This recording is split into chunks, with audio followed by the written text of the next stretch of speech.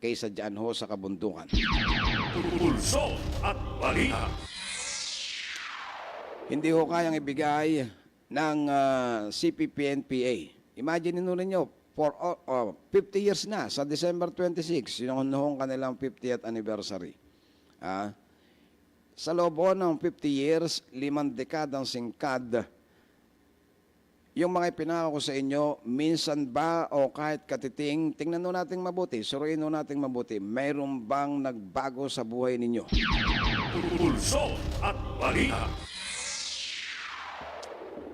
Siguro nga ho, panahon na para, sabi nga ho nung ating mga prominent persons, panahon na para bigyan natin ng halaga, yun hong panawagang ito ng ating presidente.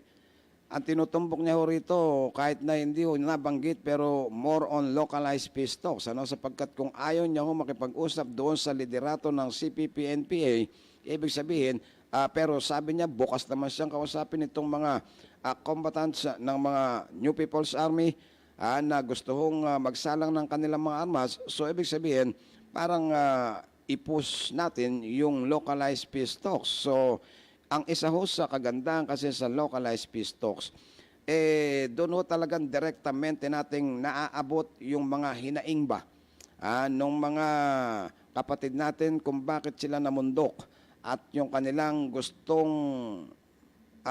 maging pagbabago sa kanilang buhay kung sakali hong sila ay magbabalik loob sa ating gobyerno. Ano ang kanilang makukuha? Ano ang nilalaman ng ating e-clip na itinatangguhin doon ng Department of Interior and Local Government, yung Enhanced Comprehensive Local Integration Program. Alam mo yung mga ganon, di ba? So, napaka-simple lamang ho ng hinihiling ng Pangulo, ibaba ninyo ang inyong mga armas at tayo ho ay mag-usap. Sabi ho ng Pangulo, hindi nga naman po pwedeng sa habang panahon tayo ho ay maglalaban at magpapatayan.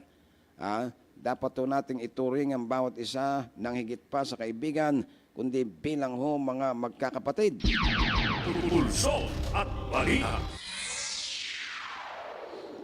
Maging ito hong, tingnan ho ninyo si yung Osamis Archbishop na si Jumoad, ano?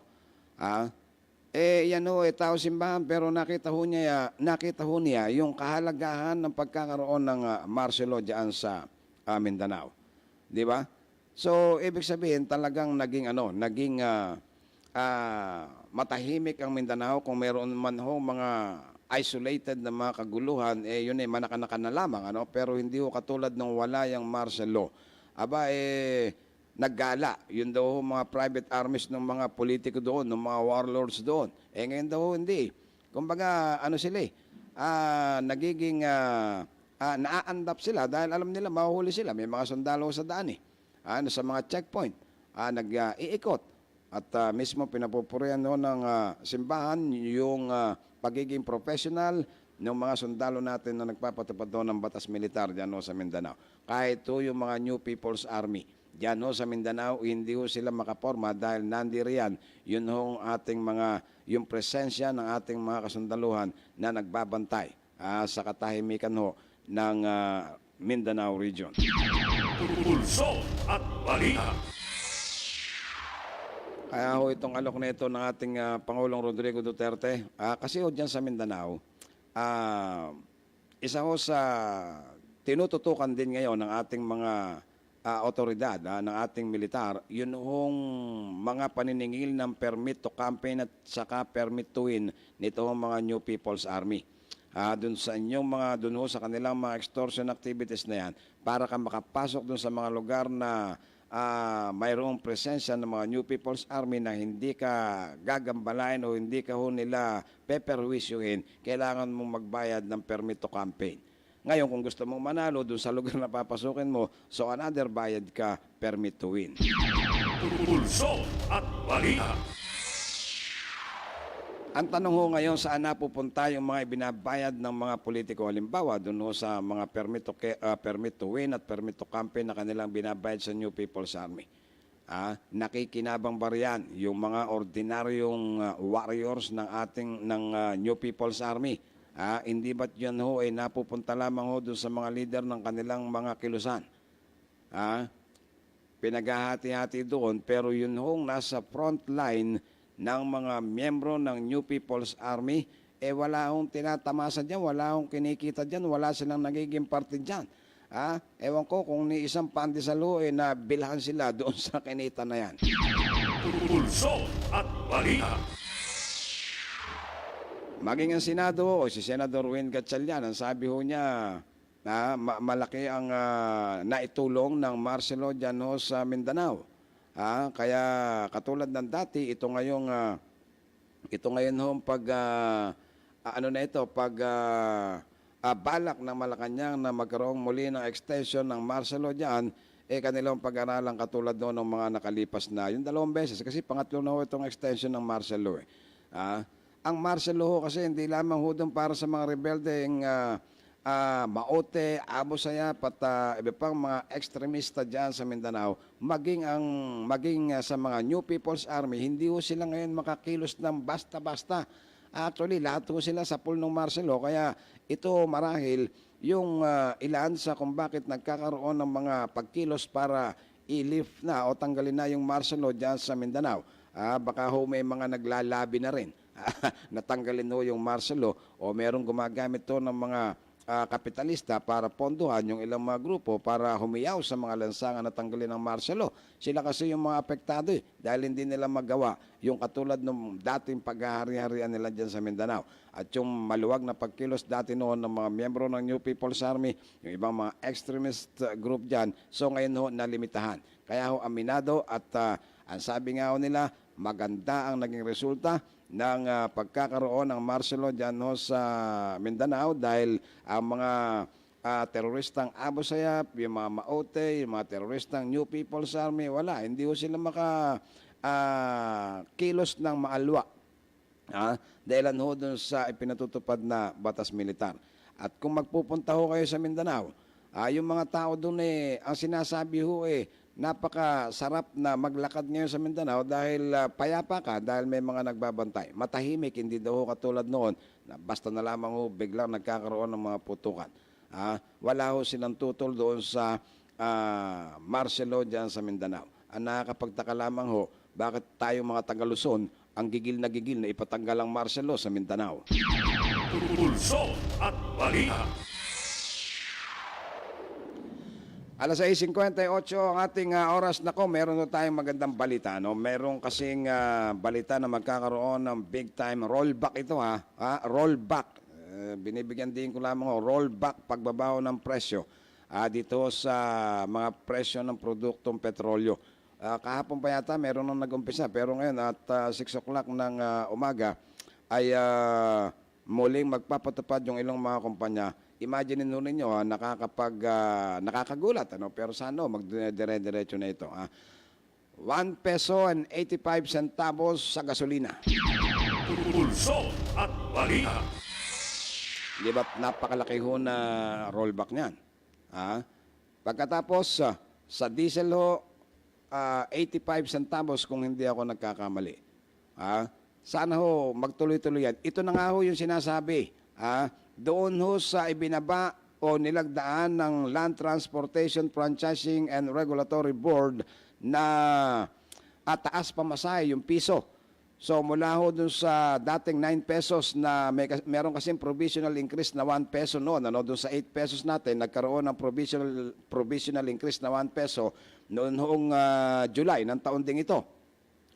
So, kaya naging 9 pesos noon. So, other than that, doon sa provisional 1 peso na yan, nagkaroon pa uli ng another 1 peso na dagdag pasahe dito sa mga jeepneys. So, mula sa 9 peso, magiging 10 pesos na tayo. All in all, from 8 pesos to 10 pesos o 2 pesos. So, kasi yung provisional increase na 1 peso noong July, magiging permanente na ho yun dahil andito sa pagdadagdag ng another 1 peso ng LTFRB na ipatutupad by November. Ito na yung sinasabi ng NEDA. Dapat hindi yan na madali. O ni Attorney Lisada rin, na board member ng LTFRB, na hindi ho pumirma doon sa resolution na yan, na pagtataas ng pamasahe. Kasi Ang sinasabi ho, dapat inintay na lamang daw yung pagtanggal ng excise tax, yung pagsuspindi sa excise tax na ipapatupad sana by next year din, kaugnay sa isinasaad ho ng train law. At intayin na yung pag-angkat ng mga murang krudo ng ating bansa bago magpatupad ng increase sa ating mga pamasahe para makita ho natin yung magiging epekto ng pagtanggal ng excise tax. Kasi yung excise tax, malaki yung ginagawang niyan, malaki yung ibinigay na factor niyan doon sa pagtaas ng mga produktong petrolyo na siya namang nagtutulak sa pagtaas ng ating mga pangunahing bilihin at siyempre pagtaas ng pangunahing bilihin, yan ho ang nagiging barometer ng pagtaas ng inflation rate. Pulso at balita. At saka ang sabi ng NEDA kasi, dapat hanggang 50 centimos lang itinaas ng pamasahe. Kung lalagpas tayo sa 50 pesos, muli ho na naman tataas ang inflation rate, magiging contributor ho ito sa pagtaas ng inflation rate. Bakit to? Pag tumaas ang pamasahe, natural, ang mga manggagawa, possible na humingi na naman ng dagdag increase yan sa sweldo. Yung mga negosyante, kapag itinransport nila yung kanilang mga produkto, mataas ang pamasahe, ang gastusin, ayan, tataas na naman yan nung papatong nila, babawiin nila doon sa kanilang mga produkto yan. Kapag nagkaganon, magkakaroon niya ng contribution sa inflation. Kahit sinasabing maliit lang ang posibleng maging contribution ito sa pagtaas ng inflation rate, ganun pa rin ho yun, nakakontribute pa rin sa pagtaas. Ang dapat nating maging contribution, paano bababa ang inflation rate sa mga taga-LTFRB. Pulso at balita. Di ba ganun ho? Kaya tayo sa ngayon ng gobyerno kaya nga ho nagsasabi, bakit nagmamadali ang LTFRB doon sa pagtataas na yan ng pamasahe na 1 peso kaagad. Samantalang nakaumang ho, in-announce na ho ng ating mga economic managers, mismo ng ating Pangulong Rodrigo Duterte, na hindi na ho o sususpendihin na yung second wave ng excise tax na 2 pesos. Sa next week na yung nakaumang na pagpapatupad by next week. Katulad doon yan. Hindi pa ipinatutupad yung 1 peso na increase, yung magiging 10 pesos na minimum sa pamasahe. Ito na ho, big time rollback to. 1 peso and 85 centavos sa gasolina, 85 pesos sa diesel. Pulso at balita. Paano kung sa susunod na linggo bumabaho uli itong presyo ng ating mga produktong petrolyo? Pulso at balita. Bago ipatupad yung 10 pesos na minimum, nagsunod-sunod ang pagbaba ng mga produktong petrolyo. Ano ngayon? Kaya bang bawiin yan ng LTFRB yung kanilang increase na yan dito sa pamasahe? Pulso at balita. Hindi ho tayo against dun sa ating mga tsuper. Alam mo natin ang kalagayan ninyo kapag mataas ang krudo. Ang sinasabi lamang ho natin dito at ang pinaliliwanag sana ho sa LTFRB, kayo ho sana yung unang nakakita nito. Sana ho nilawakan ninyo yung inyong pananaw. Alam mo rin nyo yan na nakaumang yung pagtanggal dun sa excise tax na ipapataw yung second wave Bakit binadali pa? Yung sabihin nun ninyong magdagdag ka ng piso sa araw-araw na pagtatransport ng isang commuter, kung halimbawa, ang sinasabi niyo piso lang naman sa minimum Oho, kung isang sakay lang ikaw na pumapasok doon sa iyong trabaho. Pero kung halimbawa, ikaw, merong mga kababayan tayo na bago makarating doon sa kanilang tanggapan nasa mga 3 beses na nagpapalipat-lipat sa sakayan. Dapat minamaximize natin yung epekto niyan.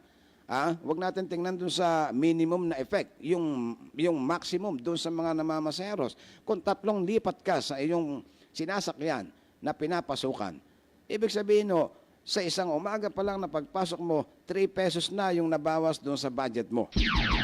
Pulso at balita. Kapag umuwi ka, another 3 pesos, so a day, 6 pesos yan. Pulso at balita. I-multiply mo ngayon yan sa 5 days a week. 6 pesos. Multiply mo sa 5 days a week, 30 pesos yan. Pulso at Balita. Ilang linggo tayo meron sa loob na isang buwan. Lagyan na lang natin sa 4. So, 30 times 4 is 120 pesos. Pulso at Balita. 2 kilong bigas ang katapat niyan. Pulso at Balita. Yan ho ang unang bugso ng ating mga balita dito sa unang isang oras ng ating 2 oras na palatuntunang Pulso at Balita. Magbabalik ako para sa kalipunan ng ating mga balita at makakasama ko dyan si Angel Cruz. Sandali ho lamang. Ito ang DWWD 1134 kHz. Balita, impormasyon at musika. AM at FM pinagsama. Ito ang Katropa Radio. Iba tayo. Kayo ay nakatutok sa 1134 kHz. DWDD Katropa Radio. Iba tayo. Kami po ay kasapi ng KBP, kapisanan ng mga broadcaster ng Pilipinas.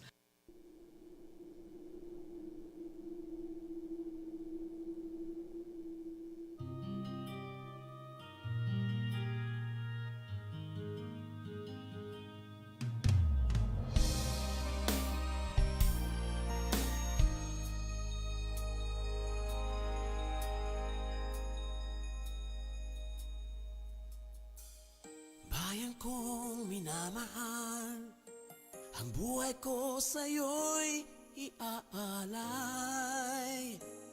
ipagtatanggol, at sa'yo'y magbabantay. Bayan ko, pakinggan mo ang mga pangako ng Diyos sa'yo. Ang paglingap niya'y hindi magbabago. Bayan ko, dinggin mo. Bayan ko.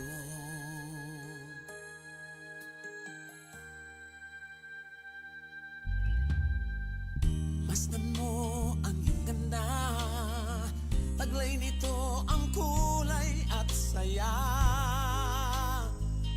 Ang pag-asa ay ngayon'y nadarama.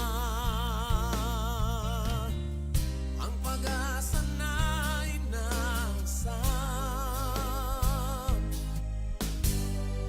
ay muli itong makakamtan, pagkat sa Diyos tiwala ay ibinigay. Bayan ko, dinggin mo, di ka nag-iisa, kasama mo ako. O bayan ko, pakinggan mo, sa Diyos kita iaalay.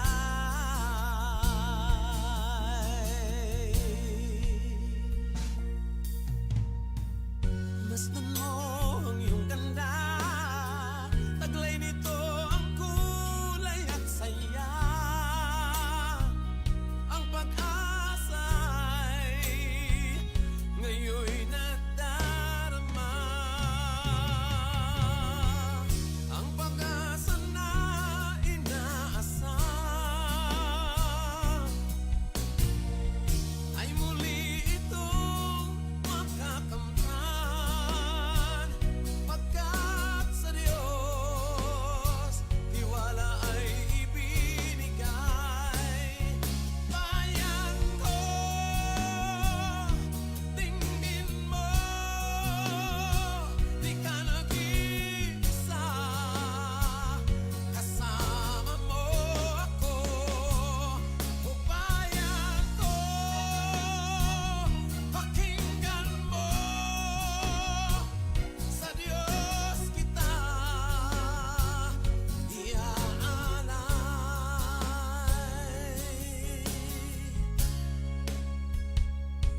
Dinggin mo, bayan.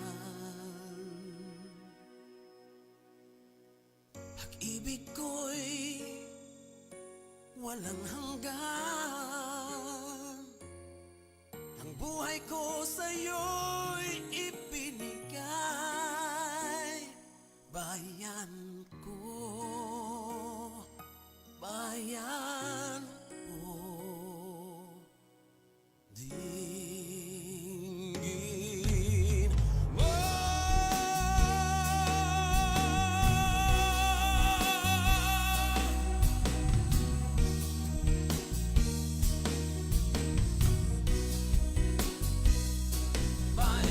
ko,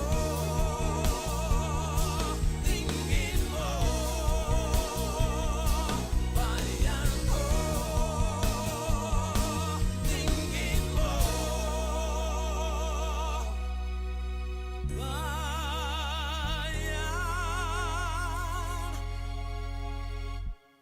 ko.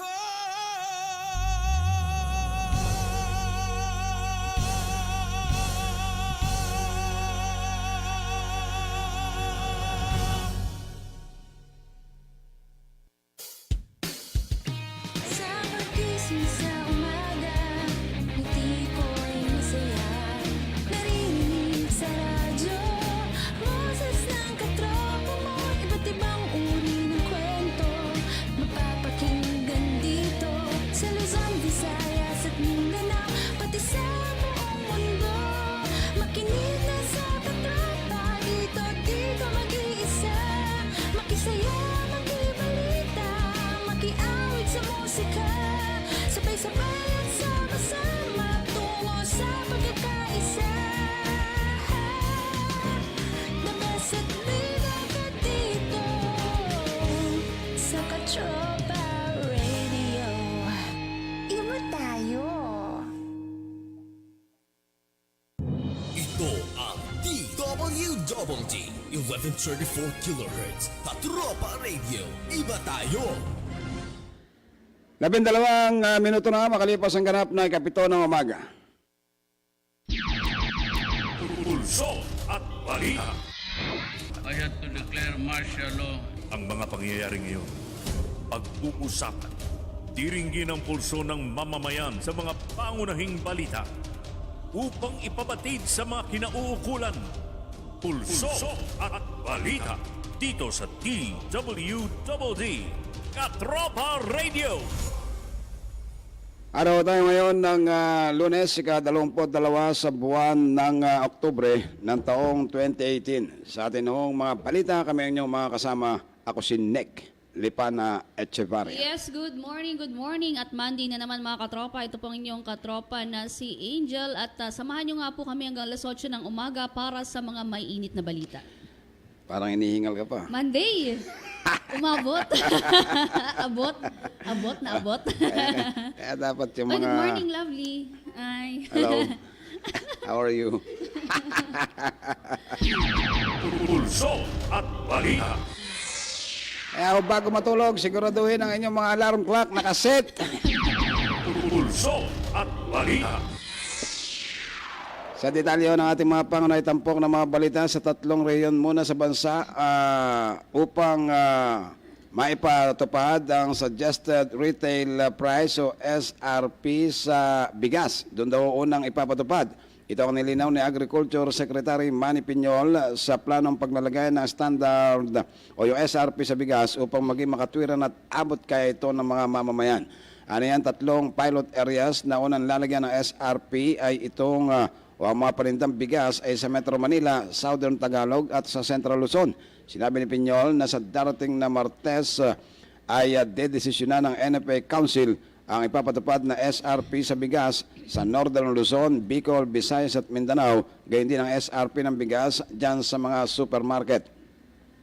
Ayon kay Piñol, plano nilang magpaskil ng poster ng SRP sa mga palengke para sa kapakanan ng publiko. Nagplano rin ng Department of Agriculture na maglagay ng SRP sa bigas upang maiwasan noong pagsasamantala ng ilang mga negosyante sa presyo nito sa merkado at gawing abot kaya ng lahat ang presyo ng butil ng bigas. Pulso at balita. Mga katropa, patay ang isang miyembro ng New People's Army makaraang makasagupa ang puwersa ng mga tauhan ng 62nd Infantry Battalion ng Philippine Army sa bayan ng Ayungon, Negros Oriental. Kinilala ni Lieutenant Colonel Egberto Dacoscos, ang commander ng 67 Infantry Battalion, ang napaslang na rebelde sa alias lamang na Dagul. Nagpadala umano ng responding team ang Philippine Army sa Carol Ann Village noong Webes matapos makatanggap ng sumbong mula sa mga residente at doon hinggil sa presensya ng mga gumagalang armadong grupo. Nang marating ang lugar, agad nagkaroon ng palitan ng putukan sa pagitan ng mga tropa ng pamahalaan at sa may 15 mga rebeldeng NPA sa loob ng 40 minuto na ikinasawi ni Dagul at bahagya namang ikinasugat ng 2 sundalo. Makaraan ng enkwentro, na-recover ng militar ang 2 magazines ng AK-47, 2 rifle grenades, mga handheld radios, backpacks at mga subversibong dokumento. Pulso at Balita. Alas 7:16 ang ating oras, itinutulak ko sa Senado na magkaroon ng National Safer Internet Day bilang bahagi ng pagsusulong ng tama, ligtas, responsible at positibong paggamit ng Internet.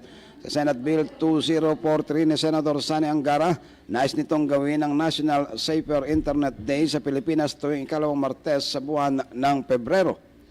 Sa katunayan ay sa Internet World Statistics Ranking, ang Pilipinas ang ika-12 sa top 20 Internet users sa buong mundo at 67 milyon sa 104 milyong Pilipino o 63% ng kabuuang populasyon ang gumagamit ng Internet at nananatiling konektado sa kanilang mga pamilya at kaibigan para magpalitan ng mga litrato at impormasyon, mga videos o kaya naman mga istorya. Kapag naging batas ang Department of Information and Communications Technology o itong DICT at ang Department of Social Welfare and Development o DSWD ang siyang magbubuo ng mga aktibidad para sa selebrasyon ng National Safer Internet Day. Pulso at Balita. Samantala mga katropa, nadakip ng mga tauhan ng militar ang 3 miyembro ng kilabot na Abu Sayyaf Kidnap for Ransom Group sa isang engkwentro sa Barangay Maligay, Patikul, Sulu, kamakailan. Kinilala ng Joint Task Force Sulu ang mga nadakip na sina Dafur Albani Absari, Medsfar Mangabong at Majid Mangabong na nadakip ng mga tauhan ng 5th Scout Ranger Battalion. Kagad na inilipat sa pangangalaga ng 501st Infantry Brigade ang 3 Abu Sayyaf na nahuli habang inihahanda ang mga kaukulang kaso na kanilang kakaharapin. Kaugnay nito, pinapurihan ni Lieutenant General Arnel de la Vega ang commander ng Western Mindanao Command at Joint Task Force Sulu sa pamumuno ni Brigadier General Divino Ray Pabayo sa kanilang porsigidong mga hakbang para tiyakin na hindi makapaghahasik ng terorismo ang mga teroristang Abu Sayyaf sa nabanggit na lalawigan. Pulso at Balita. 16 na minuto makalipas ang ganap na ikapito ng umaga sa ating pang mga balita. Nilinaw ng Palasyo ng Malacanang na hindi nila ibinabasura ang panukala ng Philippine Drug Enforcement Agency o PDEA na mandatory drug test sa mga kakandidato sa 2019 midterm elections. Sinabi ni Presidential Spokesperson at Chief Presidential Legal Counsel PLC o CPLC Salvador Panelo, katunayan, kinikilala nila ang intensyon ng PDEA para mabigyan ng impormasyon ng mga botante kaugnay sa pipiliing mga kandidato sa darating na eleksyon. Ayon pa kay Panelo, may problema lamang sa pagsasagawa ng naturang mandatory drug test sa mga kandidato sa pagkasenador o pagkakongresista dahil lalabag ito sa saligang batas sangayon sa ruling ng Korte Suprema sa kaso ng Social Justice Society versus Dangerous Drugs Board. Nakapaloob umano sa naturang ruling na hindi pinapayagan ng mandatory drug testing sa mga senador dahil karagdagang kwalifikasyon nito na wala naman sa probisyon ng konstitusyon. Pulso at Balita. Ay, good morning kay Sir Ed Silva na nakatutok ngayon sa ating Facebook Live at sa lahat na nakatutok sa DWWD 1134 kHz sa AM. Sa ating pa rin nga mga balita, tumatanggap ngayon ng Philippine Army ng mga psychologists na interesadong mapabilang at magtrabaho sa kanilang hukbo para makatulong nila sa pag-address sa mga combat stress disorder. Kabilang ito sa mga prioridad ni Major General Macairog Alberto sa kanyang unang command conference na dinaluhan bilang bagong hepe ng Philippine Army kasunod ng mga isinagawang change of command ceremony sa kanilang headquarters sa Fort Bonifacio, Taguig City noong nakaraang Lunes. Ayon sa tagapagsalita ng Philippine Army na si Lieutenant Colonel Louis Villanueva, kabilang sa trust at guidance ni Major General Alberto ang pagpapatuloy sa capability upgrade program ng hukbo at pagpapasigla sa forward health service support, gayon din ang pag-institutionalize sa kanilang combat stress management system. Gayunman, inamin ni Lieutenant Colonel Villanueva na hindi magiging madali para sa kanila ang pag-recruit ng mga psychologists dahil sa perception na pawang gyera ang laging sinusuong ng mga miyembro ng Philippine Army. Sa kasalukuyan, may mga plantili ang Philippine Army para sa mga civilian employees pero hindi kasama rito ang mga psychologists at tila mahirap hikayating maging bahagi ng Team Army ang mga individual na may ganitong degree. Pulso at balita. Ipinagmalaki naman ni Pangulong Rodrigo Duterte ang kanyang partner na si Hanelet Abansenya na kanyang true love. Nabanggit ito ng Pangulo ang pangalan ng kanyang partner sa kanyang talumpati sa inaugurasyon ng isang mall sa Davao City kung saan ibinida niya ang dalawang gobernador na sumuporta sa kanya noong nakaraang presidential elections. Sinabi ng Pangulo na ang isa rito ay si Governor Jose Maria Zubiri Jr. at ang isa ay hindi na niya babanggitin dahil nakikinig daw si Hanelet. Tahasan nung inamin ng Pangulo na naging girlfriend niya ang gobernadora na sumuporta sa kanya pero hindi niya pinangalanan. Pero ang true love umano ng Pangulo ay itong si Hanelet na kanyang pinaniniwalaan na osahanay ho ng nakarelasyon niya. Pulso at balita. Oras mga katropa, 7:24 ng umaga, sumuko naman ang tatlong kasapi ng mga nalalabing miyembro ng ISIS-inspired Maute Terror Group sa mga tropa ng pamahalaan noong nakalipas na Buwebes sa Lanao del Sur. Ito ang kinumpirma ni Captain Clint Antipala, ang tagapagsalita ng 1st Infantry Division ng Philippine Army, bagamat hindi muna isinapubliko ang mga pangalan ng tatlong Maute members na sumuko. Sa ulat ni Captain Antipala, sumuko sa mga tauhan ng Joint Task Force Ranao ang tatlong dating miyembro ng teroristang Maute sa Masyu, Davao o Lanao del Sur. Nabatid na sa tulong ng presidente ng Association of Barangay Captains o ABC. Sa lugar na siya Alonto Gubar, kasama sina Barangay Captains Hamil Gubar at Malik Saip Masjida. Nakuha nilang mapasuko ang tatlong Maute kay Lieutenant Colonel Edgar Villanueva, ang commander ng 49th Infantry Battalion ng Philippine Army. Kasama isinuko ng mga dating terorista ang isang RPG, isang caliber 45 na pistol, mga magazines at mga bala. Base sa salaysay ng mga sumuko na-recruit sila ng grupong Maute sa kasagsagan ng Marawi Siege. Pulso at balita. Samantala naman, tumaas ang public satisfaction rating ng Senado, House of Representatives, Supreme Court at maging ng gabinete sa pinakahuling survey ng Social Weather Station o SWS. Ang survey ay isinagawa sa ikatlong quarter ng taon mula September 15 hanggang 23. Umabot sa 7 puntos ang itinaas sa rating ng Senado kung saan ang dating positive 41% noong Hunyo ay naging 48%. 62% naman ng mga respondents ang nagsabing satisfied sila sa trabaho ng Senado, samantalang 14% ang nagsabing hindi at 23% ang undecided. Nasa 11 puntos naman ang itinaas ng Kamara sa positive 36% at 12 points sa Korte Suprema na positive 31%. Ang gabinete naman tumaas ng 6% o 6 na puntos mula sa positive 25 noong Hunyo, naging positive 32 nitong September. Isinagawa ang face-to-face interviews sa may 1,500 na adults sa buong bansa. Katulad ng inaasahan, nagpasalamat si Senate President Vicente Tito Soto III sa naging pagtaas ng satisfaction rating ng Senado. Pinasalamatan din ito ang lahat ng mga senador na nagbigay umano ng iba't ibang output na napapakinabangan ng taong bayan.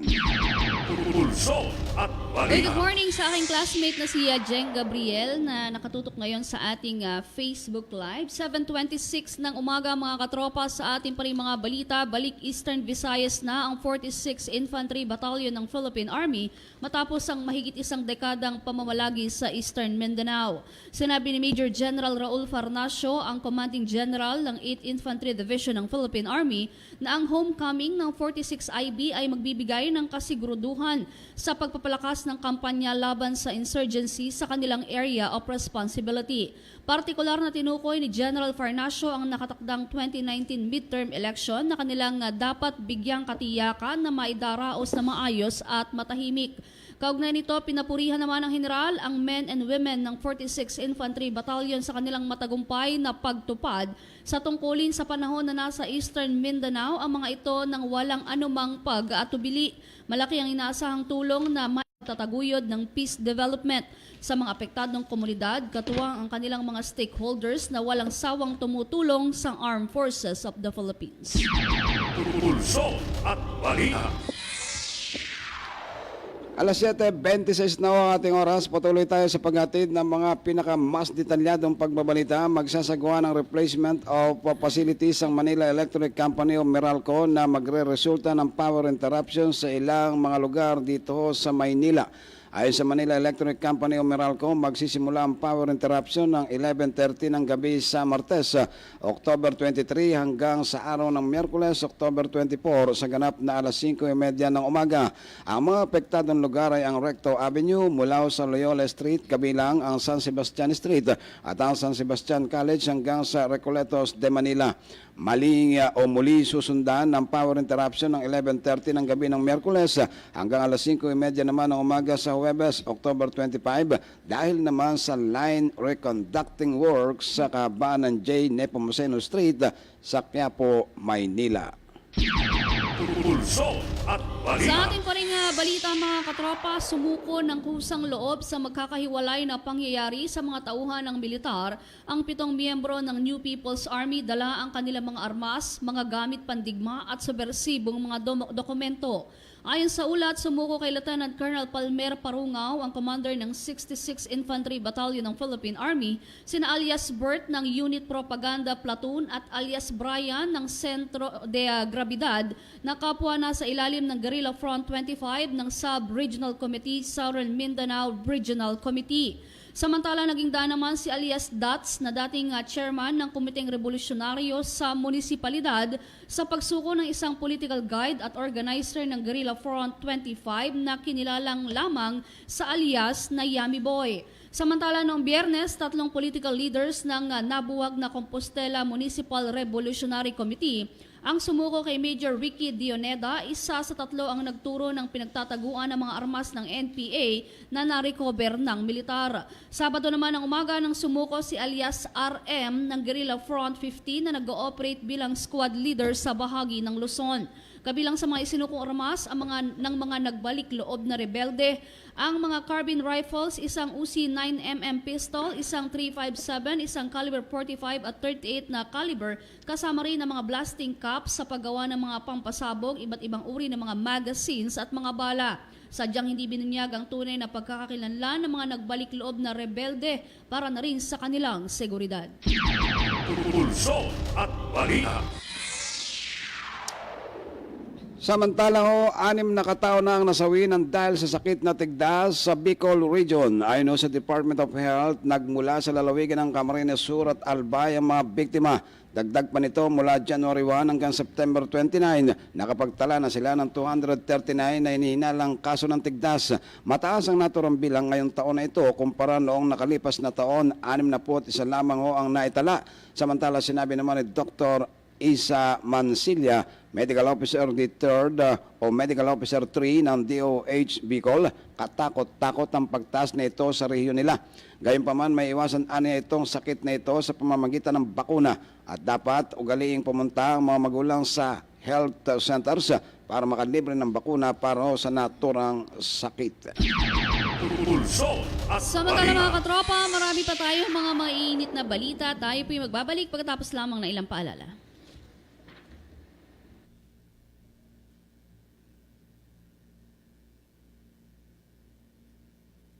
Ito ang DWWD 1134 kHz.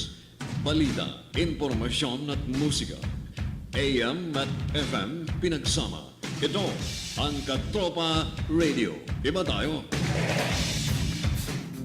Kayo ay nakatutok sa 1134 kHz. DWDD Katropa Radio. Iba tayo. Kami po ay kasapi ng KBP, kapisanan ng mga broadcaster ng Pilipinas.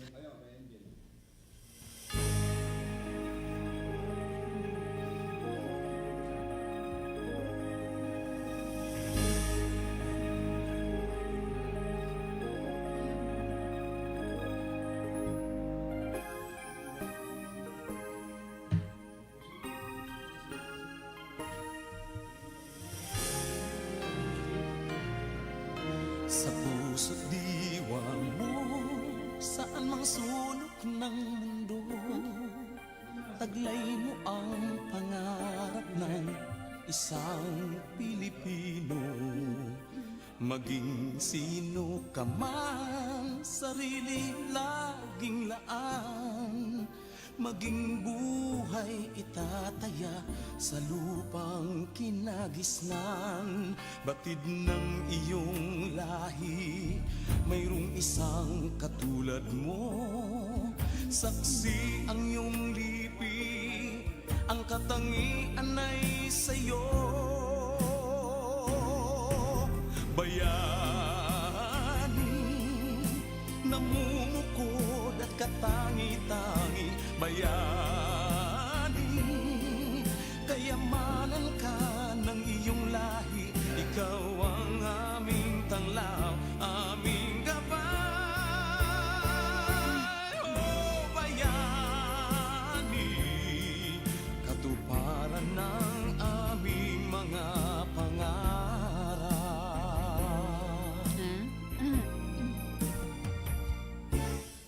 Hindi ang pinag-aralan mo ang tunay na batayan, hindi ang kayamanan na iyong nakakamtan, hindi ang nangangarap ang siyang tatanghalin. Ang tunay na bantayog ay katapatan sa tungkulin. Maging ika'y teacher, singer, doktor, o di kaya'y sundalo, basta't ika'y naglilingkod ng tapat at totoo.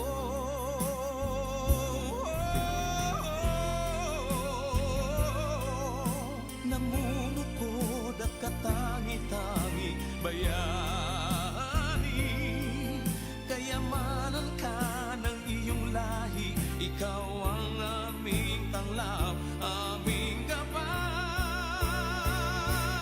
Oh, bayani, katuparan ng aming mga pangarap. Oh,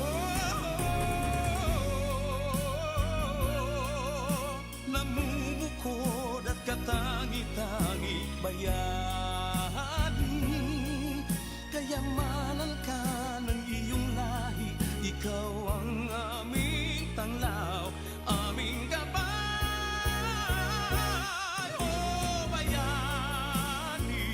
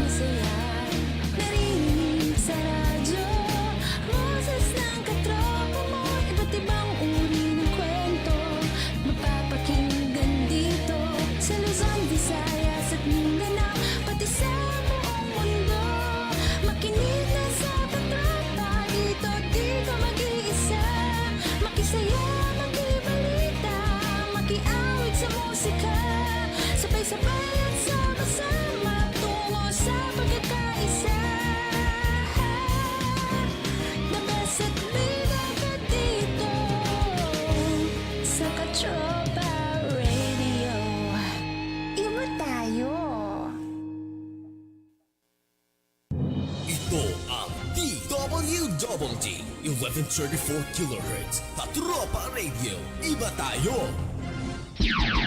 Pulso at balita. 35 minuto, makalipas ang ganap na ikapito ng umaga. Balikan natin kaagad ang detalye para ating mga pangunahing balita. Lagda na lamang ng Pangulong Rodrigo Duterte ang kulang matapos paboran ng DOLE o Department of Labor and Employment ang Work from Home Bill or Telecommuting Act of 2017 para tuluyan na itong maisabatas. Ayon sa kalihim ng DOLE na si Secretary Bello, bago ito maisabatas, ay dapat siguruhing mapagkakasunduan muna ito ng maganda ng mga empleyado at ng kanilang mga employer at maging patas sa magkabilang panig ang magiging kasunduan. Dagdag pa nito, gagawa ang Department of Labor and Employment ng parameters kung paano magiging arrangement ng mga manggagawa at ng kumpanya kapag ito'y tuloy ng naging batas. Matatandang pabor din ng Kongreso at Senado na isabatas na ito. Pulso at balita. Uy mga katropa, 7:38 ng umaga. Ayan, palagi daw nakikinig at nakatutok sina katropang Jeng Gabriel at Kyrie Palacio Garrido mula sa Angat, Bulacan. Kaya Good lagi mo morning. iseset yung alarm clock mo. Oo. Mukhang Ayan. nalilate ng tilaok yung manok. Oo nga, kailangan lagi Monday na Monday. Ayan mga katropa, sa ating mga balita, bibigyan ng libreng pabahay at trabaho ni Pangulong Rodrigo Duterte ang mga susukong miyembro ng komunistang rebeldeng New People's Army o NPA. Ito ang maring ipinangako ng Pangulo nang hikayatin niya ang mga rebelde na magbalik loob na sa pamahalaan, kasunod ang pagtitiyak na pag-aaralin pa niya sa TESDA ang mga ito upang magkaroon ng makabagong kasanayan na magagamit sa pagbabagong buhay. Bagamat sinabi ng Pangulo na wala na siyang balak na kausapin pa si Jose Maria Sison ng CPP-NPA, maaari naman siya makipag-usap sa mga nagnanais na sumukong combatants ng kilusang terorista. Ayon sa punong ekutibo, maaari siyang lapitan ng mga rebelde saan man at kahit na anong oras at tiniyak na hindi niya sasaktan ang mga ito. Ipinaliwanag din ng Pangulo na hindi siya nakikipag-away sa mga rebelde at itinuturing pa nga niya na kaibigan ang mga ito. Binigyang din ng Pangulo na hindi kayang ibigay ng CPP-NPA ang magandang buhay na ipinangako nito sa kanilang mga nalinlang na mga kasapi. Ginawa ng Pangulo ang pahayag sa inaugurasyon ng Gaisano Grand City Gate Mall sa Davao City. Pulso at balita. Samantala na sa ating linya ngayon si Colonel Albert Desoyo, ang commander ng 303rd Brigade sa ilalim ng 3rd Infantry Division ng Philippine Army dyan ho sa Negros. Alamin ho natin ang mga kaganapan doon. Magandang umaga po Colonel Desoyo, si Lipana Echevarria po uli at si Angel Cruz. Good morning, Nick. Sir, Magandang umaga. Oh, yes sir, magandang umaga. No? Area nyo ba yung pinangyarihan noong sinasabing minasaker na siyam ng mga manggagawa sa tubuhan dyan no, sa Negros Occidental?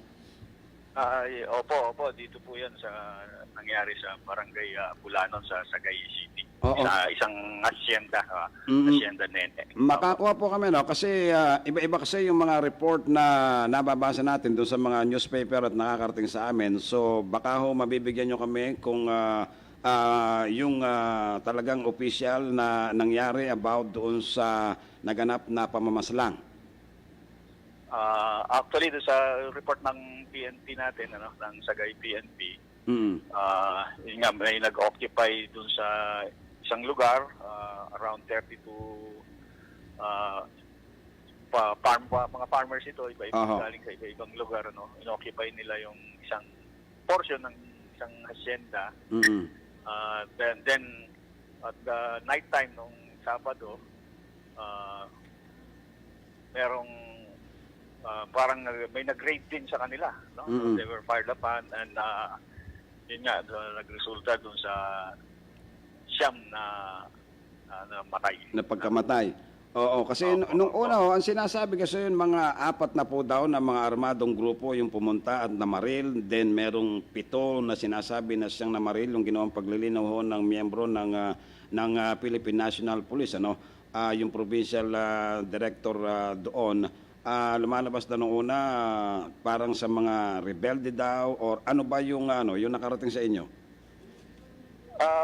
May figure na may nakuha mga figures, 7 din yung sabi dito sa atin.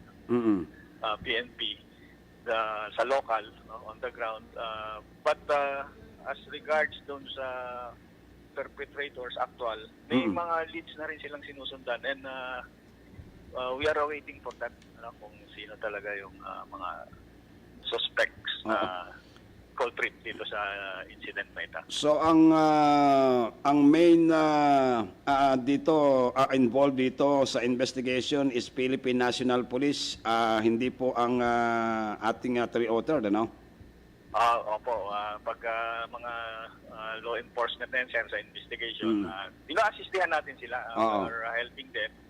But of course, sa kanila yung authority po sa mga conduct ng investigation, ganyan. So lumalabas ang nakikita ngayon, parang dun sa minention nyo na report ng PNP na nakarating sa inyo is parang agawan ba sa lupa? Parang gano'n?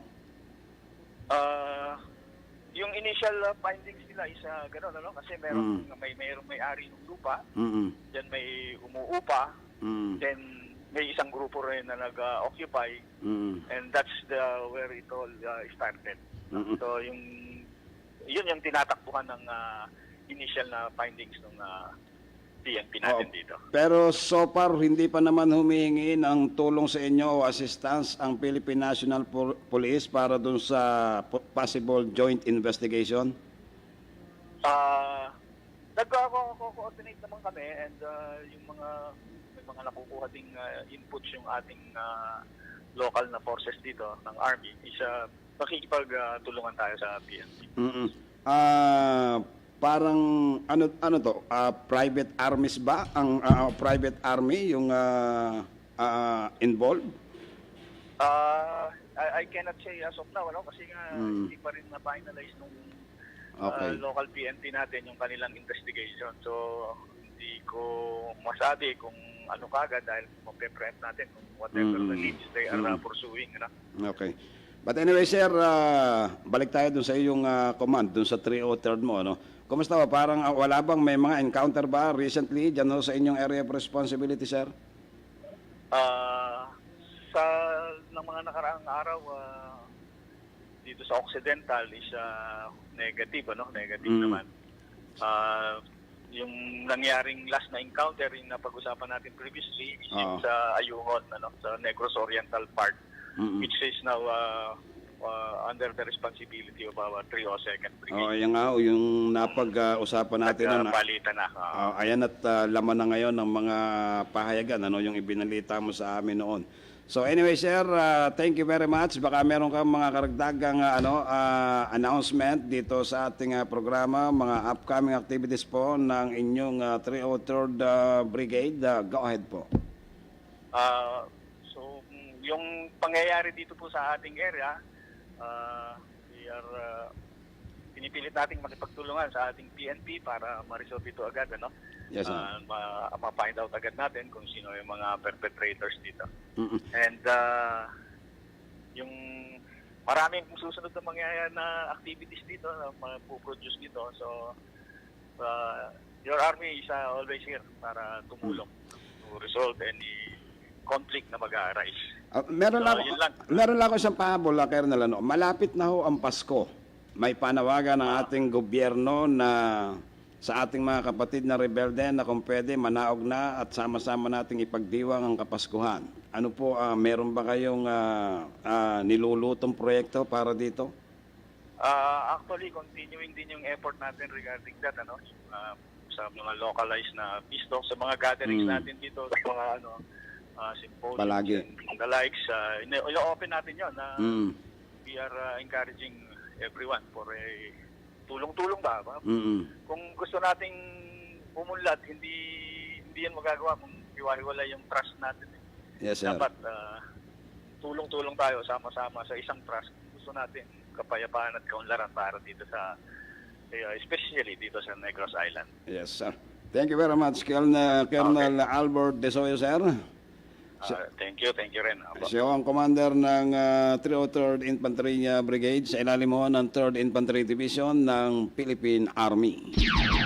Pulso at Balita.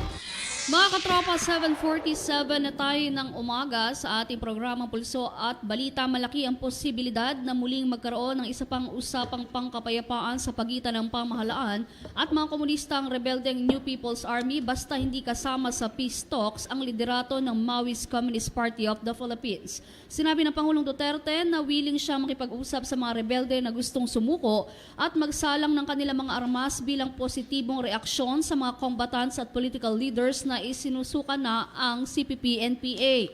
Ginawa ng Pangulo ang pahayag kaugnay sa nabuking ng Armed Forces of the Philippines at nalusaw na nilulutong Red October plot para patalisikin siya sa pwesto. Pero ayon sa AFP, ang Red October ay isang rolling plot na posibleng isa katuparan bago matapos ang taong ito, kalinsabay ng ika-50 taong anibersaryo ng Communist Party sa December 26.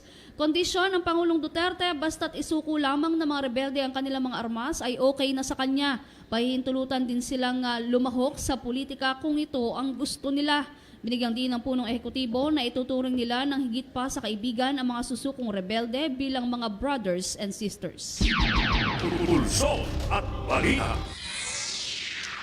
Alas 7:46 na ang ating oras. Balita pa dito sa Pulso at Balita. Isa na namang Pinoy ang nagwagi mula sa ibang bansa. Kinilala ito na si PJ Raval na nakapag-uwi ng ilang awards sa kanyang dokumentaryo na pinamagatang Call Her Ganda sa North America at Europe. Naiuwi ni Raval ang July Award for the Best Documentary sa Tampa Bay International Gay and Lesbian Film Festival sa Florida noong October 13. Tungkol umano ang documentary nito sa kasong pagpatay kay Filipino trans woman na si Jennifer Laude ng US Marine na si Joseph Scott Pemberton noong 2014. Kinokonsiderang isa sa malalaki at pinakamatagal ng festival sa buong mundo, ang Tampa Film Fest. Pulso at Balita. Mga katropa, malaki ang naitulong ng ipinatutupad na martial law sa pagpapalaganap ng peace and orders sa Mindanao. Ito ang kumpiyansang ipinahayag ni Osamis Archbishop Martin Humawad, kaya naman hindi siya tutol sakaling palawiging muli sa ikatlong pagkakataon ng umiiral na batas militar sa kanilang rehiyon.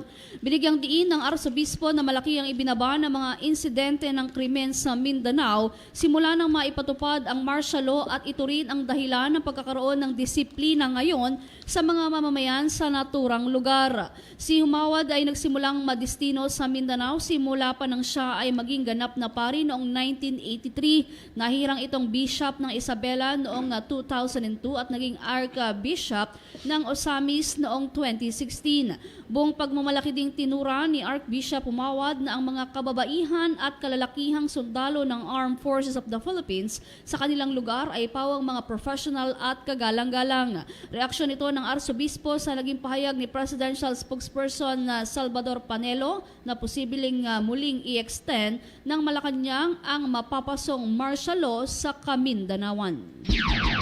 Pulso at Balita. Samantala, ipagbabawal ng Metro Manila Development Authority o MMDA ang pagsasagawa ng motorcade campaign ng mga kandidato para sa 2019 midterm elections sa mga pangunahing lansangan sa Metro Manila. Ito ay upang hindi na makadagdag pa sa masikip na daloy ng trapiko sa mga pangunahing kalsada. Ayon kay Edison Bong Nebriha, commander ng MMDA Task Force Special Operation, kailangan mo nang kumuha ng nararapat na permit ang mga kandidato mula sa mga lokal na pamahalaan bago isagawa ang motorcade sa mga pangunahing lansangan dito sa Metro Manila. Ayon pa kay Nebriha, na hindi maituturing na passport ng mga kandidato ang kanilang motorcade para hindi sumunod sa pinaiiral na batas sa mga makikiisang motor rider ay huhulino ang mga lalabag sa helmet law. Maigpit na nagbabala si Nebrian o sa mga kandidato na wala aniyang exemption pagdating sa batas trapiko. Ang hakbangan ng MMDA upang hindi makadagdag sa traffic ang mga motorcade ng mga kandidato sa mga pangunahing lansangan sa Metro Manila. Buti nga.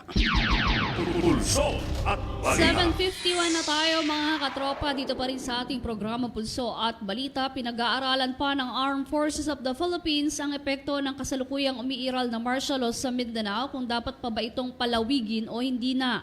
Bagamat wala namang ibinigay na deadline sa AFP, sinabi ni Defense Secretary Delfin Lorenzana na posibleng sa kalagitnaan ng Disyembre ng taong ito, isusumitin nila sa Pangulong Rodrigo Duterte ang kanilang rekomendasyon. Sa katapusan ng darating na buwan ng Disyembre, nakatakdang mapaso ang pinaiiral na batas militar sa buong rehiyon ng Mindanao. Simula sa unang araw pa lamang ng martial law, sinabi naman ni AFP Public Affairs Office Chief Colonel Noel de Toyato na tuloy-tuloy ang ginagawang pag-aaral ng kanilang mga field commanders kaugnay sa peace security situation sa mga lugar sa buong Mindanao. Magugunitang isinailalim ng Pangulong Duterte sa martial law ang Mindanao noong May 23, 2017, makaraang lusubin ng Maute-inspired o ISIS-inspired group ang Marawi City. Ipinaubaya naman ng Malacanang sa gagawing rekomendasyon ng Armed Forces of the Philippines ang kahihinatnan ng martial law kung palalawigin pa ito o dapat nang ipatigil. Pulso at Balita. Samantala, mahigpit na ipapatupad ng Metropolitan Manila Development Authority o MMDA ang no day off, no absent policy sa may 2,000 traffic personnel para ho naman sa preparasyon sa nalalapit na undas. Ang itatalaga mga traffic personnel ang siyang magmamantena sa daloy ng trapiko at magsasaayos ng mga parking sa mga pangunahing sementeryo sa Metro Manila. Nagpauna na ang ahensya na hahatakin at bubuwagin ng mga ito ang anumang uri ng traffic obstruction na makakabala sa traffic patungo ho ng mga sementeryo. Makakatulong ng MMDA ang Interagency Council for Traffic o IACT sa pagpapatupad ng kanilang clearing operation. Sabi ni MMDA General Manager Jojo Garcia, ipaubaya nila sa mga local government units o LGUs ang kaayusan sa loob ng mga sementeryo.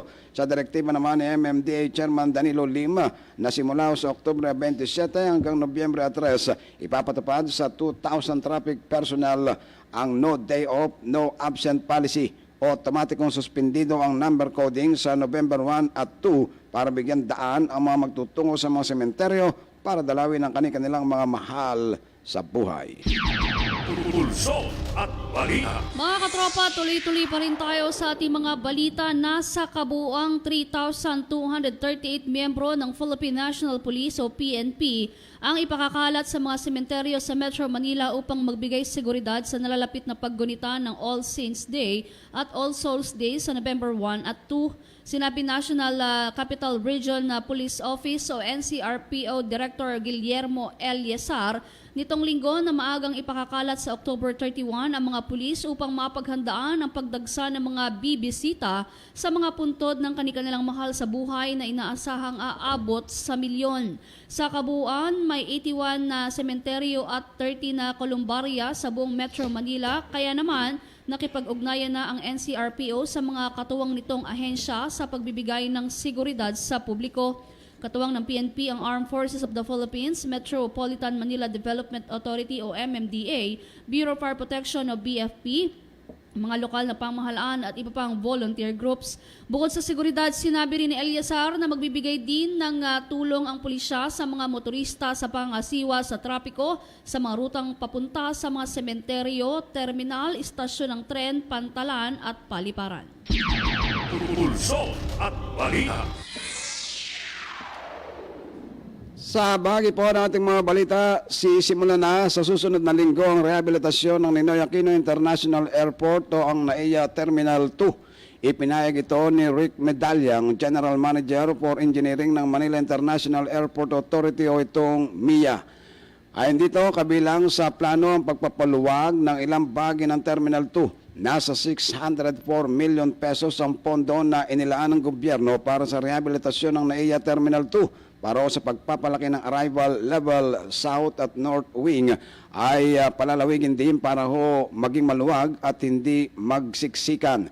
Sinabi naman ni MIA Media Affairs Division Head Jess Martinez, layunin ng rehabilitasyon na mapahusay pa ang serbisyo sa buong terminal at para ihanda ang airline terminal realignment plan. Sa kasalukuyan ang NAIA Terminal 2 ay ginagamit ng Philippine Airlines o PAL para sa international at domestic flight nito.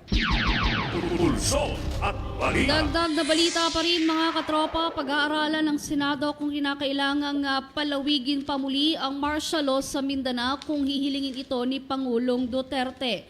Naniniwala si Gatchalian na nakinabang ang mga residente ng Mindanao sa pag-iral ng martial law. Nauna rito, sinabi ng Malacanang na hihintayin nito ang rekomendasyon ng militar kung kailangang magpatupad ng extension ng martial law. Pulso at balita.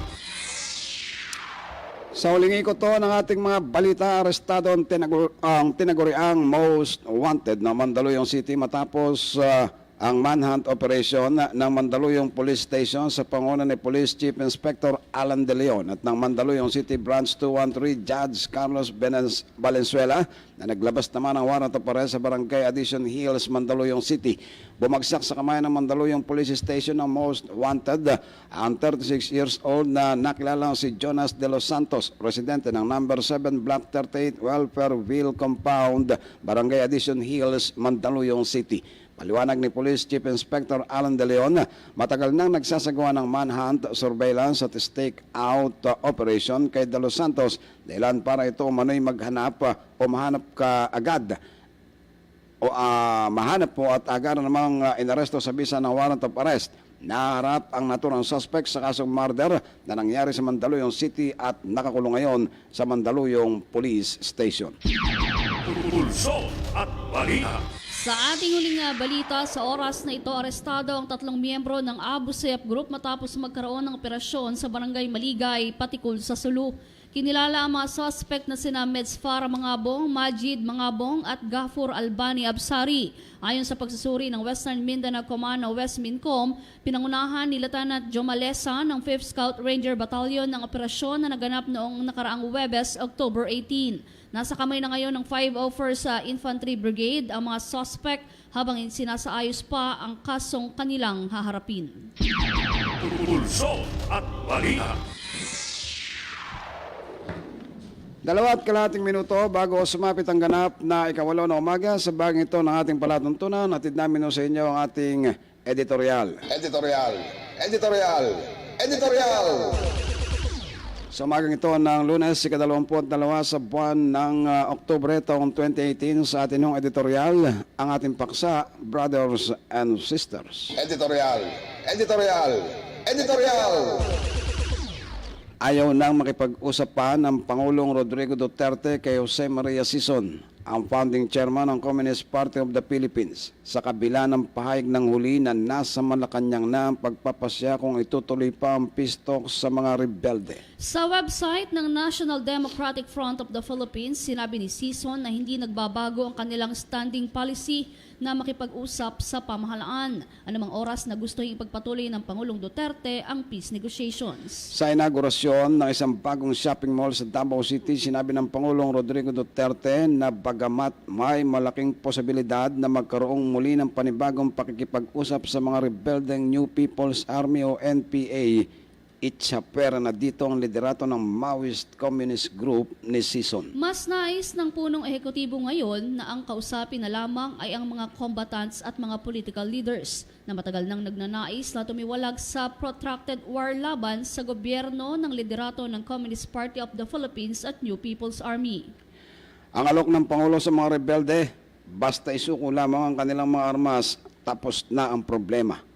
Papayagan silang lumuhok sa politika kung gusto nila, ituturing sila ng higit pa sa kaibigan bilang mga brothers and sisters. Nangako ang Pangulo na palalawigin pa niya ang pagbibigay ng libreng pabahay at hanap buhay sa mga magbabalik loob na rebelde at pag-aaralin sa ilalim ng TESDA para magkaroon ng panibagong kasanayan na magagamit sa pagbabagong buhay na hindi kayang ibigay na mapanlinlang na pangako ng CPP-NPA. Makatwiran at makatawang iniaalok ng Pangulo na dapat pahalagahan ng mga miyembro ng New People's Army, hindi para sa kanilang mga sarili, kundi para sa kapakanan ng kanilang mga anak.